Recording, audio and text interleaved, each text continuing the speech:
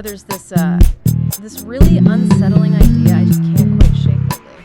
Oh yeah, what is it? Well, we walk into a crowded room, right, or we swipe right on an app, and we think we're the CEO of our own love lives. We think, I like her because she's witty, or I'm drawn to him because he has a kind face. Right, we think we're fully in charge of the dashboard. Exactly, we feel like we have total control. But what if that's just an illusion? What if we aren't the CEO? What if we're basically just the intern pressing buttons on a console that was programmed like 100,000 years ago? It's a bit of a Matrix moment when you really dig into it. Yeah. Because we tend to view romance and attraction as these deeply personal, almost mystical experiences. Yeah. But when you stack up the evolutionary biology, the behavioral psychology, and the environmental triggers, which is what we're doing today, it looks a lot less like a fairy tale and a lot more like an algorithm. And that's exactly the mission for this deep dive. We are peeling back the user interface of dating to look at the actual code underneath. We have a massive stack of sources today, ranging from hard evolutionary theory and the somewhat controversial ovulatory shift hypothesis to the actual psychological techniques. And mentalism, really.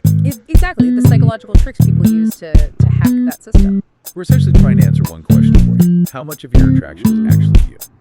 We're going to cover the hardware, the biology, the software, which is the psychological patterns, and the environment.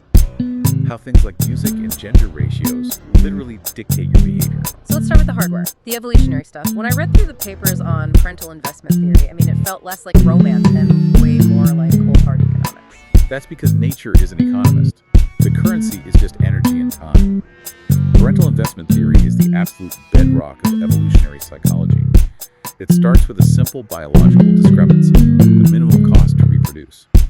For a man, biologically speaking, the minimum investment is, well, a few minutes and a teaspoon of genetic material. Right, whereas for a woman, the minimum buy-in is 9 entire months of pregnancy, the massive metabolic cost of lactation, and the physical risk of childbirth. Exactly. And in economics, if you have a higher buy-in, you are naturally more risk-averse.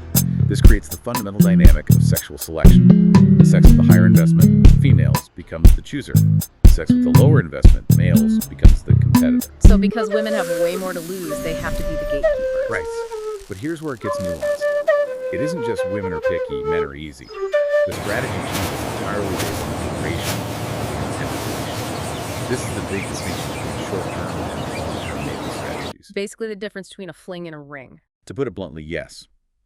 The literature shows that when women look for a long-term partner, the priority is good dads. They're scanning for resource acquisition,